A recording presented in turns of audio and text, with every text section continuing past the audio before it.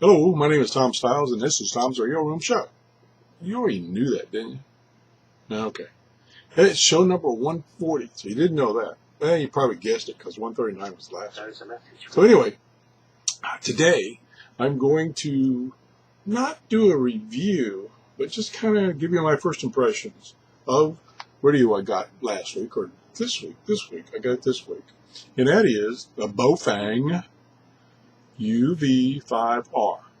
Now, this is not the A, this is not the C, this is not the plus. This is the UV-5R, which is a very, very popular radio. The main reason it's popular is it has, or it says it has, all the features and more than my Yahoo HT that I bought several years ago that cost me $350. This guy I got this week from Amazon for $31. $31. So I couldn't pass it up. Now, if you've been watching my shows, you know I got one of these before. I got the 5RA, thinking it was the latest version, and I didn't like the looks of it. When I received it, the faceplate here was falling off because it was just glued on with a little bit of glue and it fell off. So I immediately set it back and didn't do a review. So anyway, I like this one. It doesn't have any glued on metal plate. The texture, the plastic, it's a hard plastic case, is textured. And this is, in case you're not familiar, this is a dual band 2 meter 440 megahertz HT radio. If you wanted to use, it's a transceiver, so you can transmit on. If you want to transmit on, you have to have an amateur radio license, which you have to take a written test for to get that license. Otherwise, if you transmit on it, you're transmitting illegally. It also has a FM radio in it, and the two frequency bands it has are extended way beyond the HF band, which can lead into some difficulties because I think it allows you to transmit outside the amateur radio band, which is a no-no. But we won't talk about that. And anyway, this radio is very popular. There's lots of YouTube videos on it, so I'm going to try to just give you my impressions. The manual, you probably can't see it. I know you can't see it, but I'm going to put it up on the screen anyway, has a list over on this side of all the features. And just a few ways, it's a dual band. It has FM radio from 65 megahertz, which is kind of strange, to 108 megahertz. It has 128 memories, selectable step size when you're going through the bands, and if I come over here to the next couple of pages, it lists the options, I'll call it, that are in what's called a set menu, and there are 41 options. This radio has 41 things that you can adjust and screw up. Yeah. So one thing I gotta throw out there is price-wise, and it's the fact that it's a pretty good radio. This is a great radio for people just getting into amateur radio, or not in and are interested in getting in. On the other hand, it's a little difficult to use all those functions and not intuitive. Now, in its defense, I have a Yahoo radio. Yahoo's been making radios for hundreds of years, and it has a lot of features too. And I don't remember how many memory options it has, but it has a lot, and it's complicated to manually program too. So it's not just this radio that's complicated. It's just these radios nowadays are complicated to program. And I say complicated, the manual that comes with it does not give you clear instructions how to do things and what things are for. It does tell you, but they're not clear. For instance, when I got the thing, of course, the first thing you want to do is you want to program a station and store it in memory. Nowhere in this manual they tell you how to do that. It doesn't. There's no step-by-step instructions. It lists the options and in the menus that you use to do that, but it doesn't tell you which ones to use or how. Okay, again, this is what I love about YouTube and the internet. There are several videos on YouTube already, you've been there for a while, that show you how to do that. So I'm not going to try to attempt it because I'll screw it up. I know I'll screw it up. So just be aware that even though the manual doesn't tell you, there are lots of videos that do tell you, and there is a Yahoo group, a very good, very popular, lots of users, Yahoo group just for this radio. And in that group, if you're familiar with Yahoo groups, they have a file section, and in that file section, they have 3 or 4 different files that just tell you how to program, step-by-step program the radio. So, if you can read and you're patient, that's the key word, you're patient, you can program this radio, and after you've done it a couple of times, it's second nature. It's not that it's really difficult, it's just there's no good instructions that come with the radio. So, now, we're going to turn it on here. Panel mode. Okay, it's most of the options and everything, buttons, have some voice feedback. You can turn that off, but again, it's kind of like a audio help screen to help you use the radio. The one thing that was advertised about the RA version, and the reason I ordered it, was that it had a clear English voice that you could understand. This version, originally, this version came up in a voice with a Chinese voice. And you could change that, but the voice it changed to, which was in speaking English, American, was a little difficult to understand. Well, what they've done is they've taken, and you have to be a little careful that you get the latest version, they've upgraded the firmware, the software that's in this thing that controls anything, including the voice, in the newer ones that are coming out right now. And it's very plain, easy to understand, and you don't have to get the RA. And as a matter of fact, now that they have the new firmware in this one, I don't know any advantage of the RA. I don't know. Maybe if you have a comment, you know what its advantages are, you can leave me a comment or leave a comment and tell us. Okay, so that's that. Now, the other thing I really like about this radio is that various functions such as transmit, receive, just standard backlight, you can program in, I think, 3 different colors or no background. So for instance, right now, if you can see it turn blue, that means it received a transmission. So it picked up a signal, so it turned blue. To me, it's not a big deal, but it's kind of a nice thing, nice feature. And you can change it. You can say, when you receive something, turn the backlight on purple, or you turn it on blue. Actually, this right now, default is blue. And then the other thing is, like when you transmit, I don't know if it'll show up, it changed to amber when you transmit to let you know that you're transmitting. You get to transmit, but you're transmitting. So you have various backlights you can use and program. So that's a nice feature, backlight.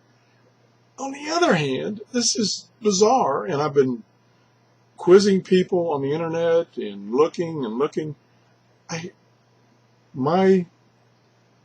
For instance, the shortwave radios I just did reviews of, they have a backlight, and they have a button called backlight that you hit that button and the backlight comes on. So, and it doesn't disturb anything the radio is doing at that time. Well, this radio, if you touch anything, press any buttons, the backlight comes on. what they call, I don't know what they call it, but standard backlight. And I think it's, let's see, it's purple right now. It's purple. I don't know if it shows up, but it's purple.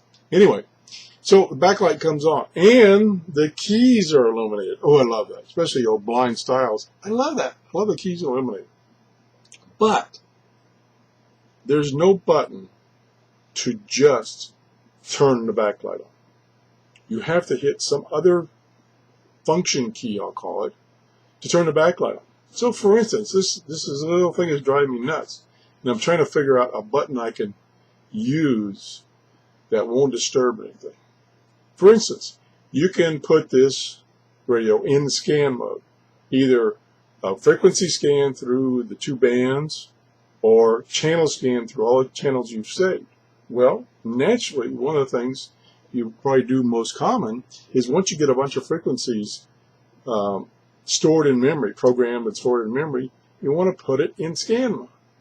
Okay, so you hit, and I'll try it right now. You probably won't be able to see it because it doesn't show up too well.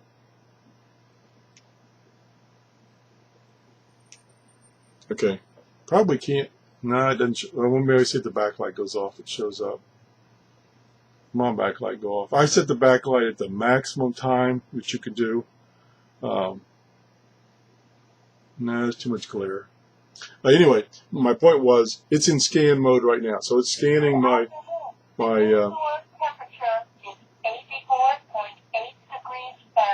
that's the indoor temperature in this room, 84 degrees. It's kind of out. Oh, the 59 degrees is the air conditioning coming out of the air duct. That's what I'm monitoring. So anyway, what was I saying? Oh, so I'm in scan mode now. But say I'm outside at night, or I'm in a dark room or something, and I want to see if it's still scanning because I'm not hearing anything. I don't know of any button and it might be one. If you know one, please let me know. Please, drive me nuts. That I can hit that it will turn the backlight on for 10 seconds because I've set it for 10 seconds without disturbing the scan. One person from one of the emails I sent out to the users group, and I got a reply back. One person said, hit the band button. Well, guess what? That works, but guess what? It's not scanning anymore.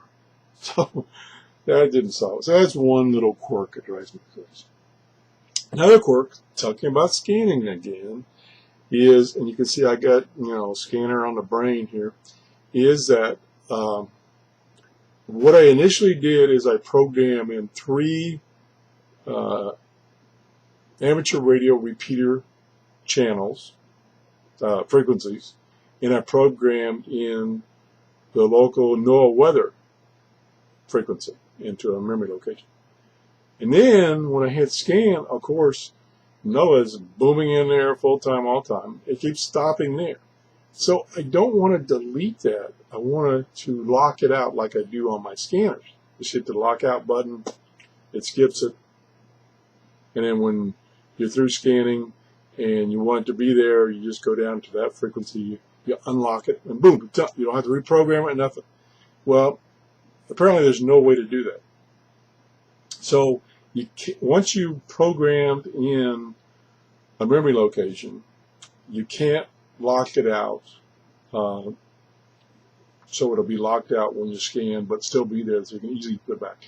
You have to go in and delete it, and then once you delete it, you got to reprogram the whole thing. Not a big deal, but just it kind of defeats the purpose of the scan. I'm trying to figure out a workaround for that, so maybe, I don't know. I'm trying to get a workaround. So that's another little thing.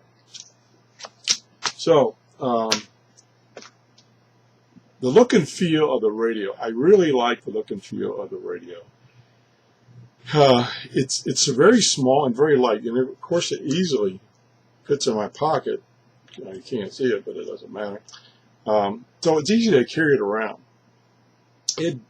Battery life. Now I haven't transmitted on this a lot, and the reason I haven't transmitted on a lot is because I've been listening to try to find an active ham radio repeater.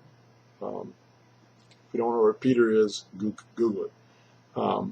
In our area, And there are, a matter of fact, I got a listing of all the repeaters that are within 25 miles of my location in Tampa Bay area.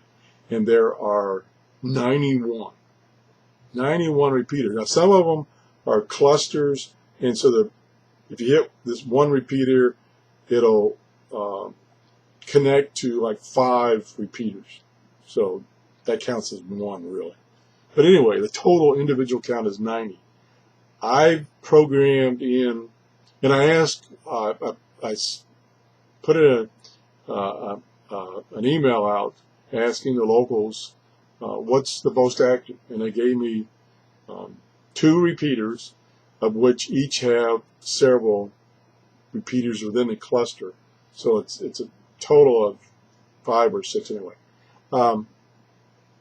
And I've heard no activity, which kind of got me out of using my other HT because activity went down to 0. Now, what one person did reply was there are scheduled activities on the repeaters where people get together and chat, talk about the particular subject. And I just haven't, I don't know that schedule, I haven't found the schedule. Anyway, so much for that. What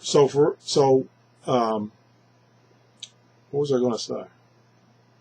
I'm talking about repeaters. I don't know. Anyway, that's the reason I haven't done much transmitting, because I haven't heard anybody really to talk to. Now, I have kerchunked, is what the word is. I have, you key in the frequencies and all that, and offsets and all that stuff, and just push the transmit button for like a second or two, and most repeaters will give you some echo back if you've hit the repeater. In other words, the repeater has heard you. It'll give you an echo back. Some of them give you a real elaborate echo back initially, but most of them just give you a ka-ching, that's why it's called a ka-chink sound, to indicate that you hit the repeater. You made it. Okay, so I tried that. I hit it. I think the repeater is about 15 miles from me.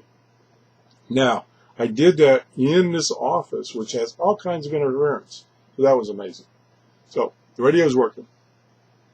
It did, as I said before, I said initially, it did take me a while to figure out how to program the radio to work with that repeater, because you have to put in the transmit, you have to put in the receive frequency, you have to put in the offset, which I don't understand that, why you haven't put an offset if you're putting in the transmit and the receive individually. But anyway, you do. If it has a tone, if it's under tone control, which means you have to transmit a tone to get the repeater to hear you, you have to program that. Now, one thing about programming manually is that if you make a mistake or you forget to put something in, one of those options in, like initially I forgot to put in the turn on the tone transmit and the frequency of the tone. I forgot to put it in.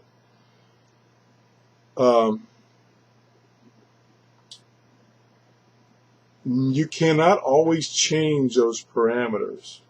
Some of the parameters, such as, for instance, the transmit frequency. Once you've done all the programming and it's stored it in one of its memory location, if you realize that you didn't put in the exact right frequency or the right, I think even the right offset, you have to delete the channel entirely and then start all over. So that's a little nuisance. Some things, and there's a nice list on this Yahoo's group. There's a file that lists all of the 41 options you have and what mode you can change that option. And mode, for instance, is the frequency mode, which is called VOF mode, or the channel mode, which is the stored memory locations. You can't do everything in either of those modes. I think I'm saying that correctly. But anyway, so you get the idea. So that initially, that's the two quirks, is there's no backlight button, and There's no lockout button. And it's initially a little difficult to program. But I suggest that you become a member of the Yahoo Group, which is just called Baofeng. You can go to Yahoo Groups, just search on Baofeng, and I think it might be Baofeng and the model number, the UV-5R. But the easy way is just search on Baofeng, and then you'll find that one and other ones. And like I say, there's a lot of helpful people in there. There's a lot of messages going back and forth where people are discussing things. Like right now, there's a discussion going on about optional batteries and power when you're using it in your car, how you can get power to it.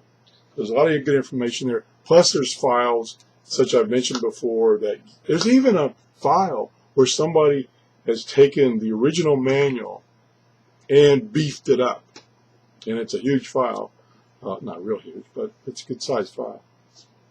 So that's a good source of information. And you can go there and you can join that and read about it and read the messages before you buy it. So they give you some indication of what it's like.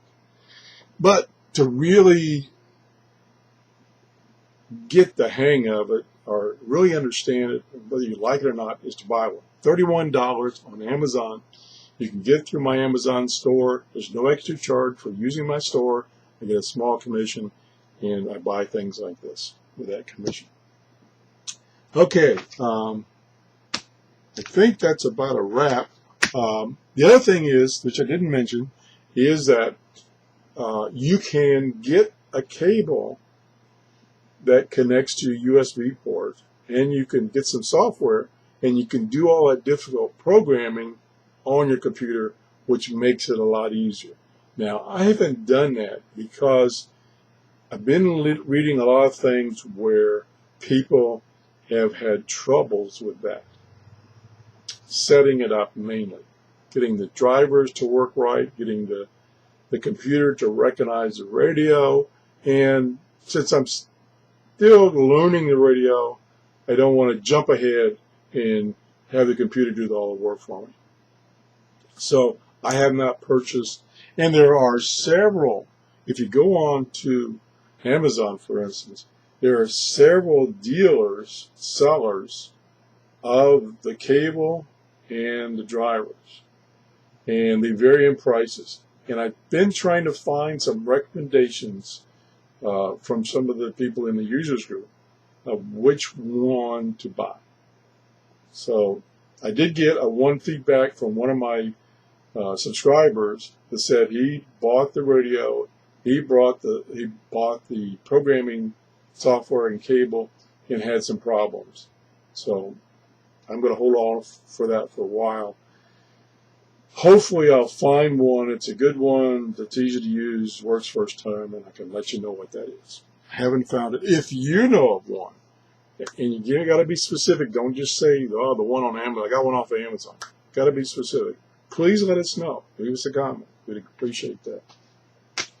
So I think I've covered everything. I will do QSOs in the future on this radio of the things I've found that I like and dislike.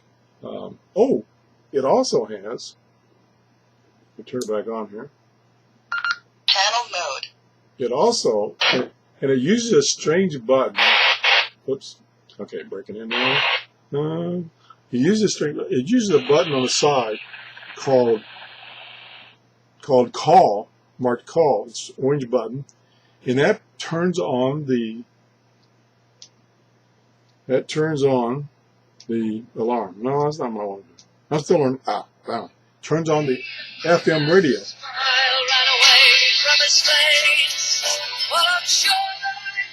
Pretty good FM radio too. It does a decent job. Also, you get with, and again, you can see this in other videos. You get a charger, which is the nice charger in that it's a cradle. So set your radio in there nice and firmly, and it can charge. AC adapter charger. You get a little bundle of accessories, and what's in here is a headphones, earbuds, and a microphone to connect to the radio. It has a single connector with two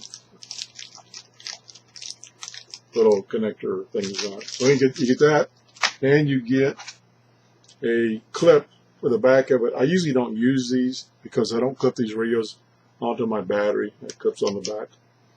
I'm glad it's not built in because I don't use them. So that's nice. Some of the options you can get for it, you can get a big battery, and it actually sticks down about that far beyond the radio. The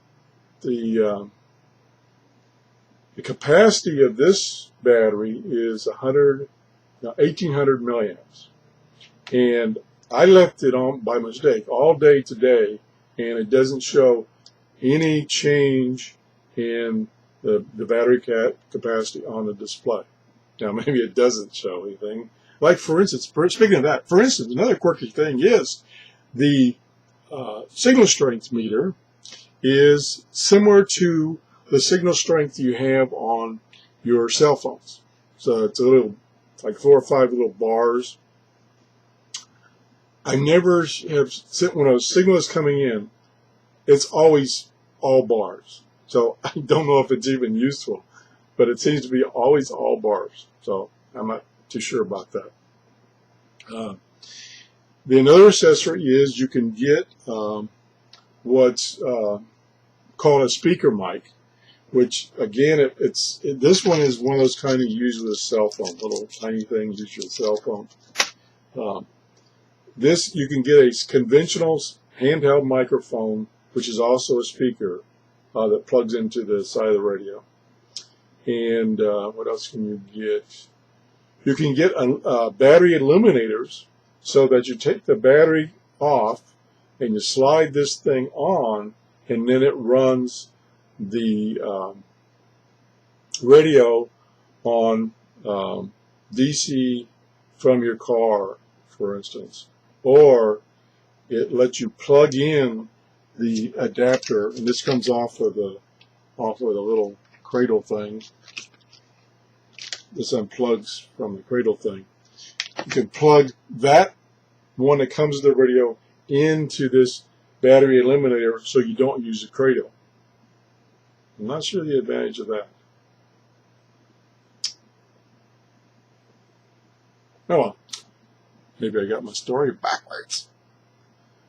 Okay, so those are some accessories you can get. Oh, antennas. There's dozens of, especially if you go on Amazon, dozens of antennas available for this radio. Most of the things that I've read on eBay, on the internet, say that the stock antenna is not that good. It's adequate, but it's not that good. And there are several suggestions of a replacement. I'm going to order one of the replacements that most people like and see if it improves my reception in this area. So, gosh, I'm up to 28 minutes. This is going to take a year to upload. Anyway, I just try to touch on things, trying not to duplicate things you've seen on other YouTube videos about this radio. I think it's an excellent buy right now at $31, because it was, before this time, it was $49. Now it's under $31. And it's a 1 watt or 5 watt transmitter, so it's pretty good strength. And I don't know, first impression, I recommend it. Keeping in mind, it's going to take a little concentration and patience to learn how to use it. You could easily use this thing for about 30 minutes and say, this is a piece of junk, I can't figure out how to make it work. Matter of fact, I even saw one comment where the guy bought one and he had to take it to a ham radio club to get one of the members to show him how to use it. That's how difficult it was. It just takes patience, reading, looking on the internet for information. That's it. So I'd recommend it for the price. The quality seems to be pretty good. Good starter, and just be patient. Now, with that ado, I got good news in that this week we reached 600 subscribers. 600 subscribers. So I really appreciate everybody subscribing to my channel. Remember, I'm going to give away one of those Grundig radios when we reach 1,000. So when we get to 1,000, I'm going to start a contest and let it run for about 3 or 4 weeks and give away one of those radios to you subscribers. Also, I'm going to have a contest before that at around 750 subscribers to give away something else. And I'll probably announce that. I was going to announce it this show, but I don't have the particular item with me right at this moment, so I want to have it with me to show you what it is. So we're going to have a little smaller giveaway at 750 subscribers, which is now only less than 150 subscribers away. So anyway, I made it past 31 minutes. Anyway, that's the show for today. Thanks for watching. If you like the show, please give me a thumbs up. Comments. You know, I'm new to this radio. I'm no expert. If you got comments, experiences, please post them. Or if you don't want to post them, send me an email. Okay? Thanks for watching. Bye-bye.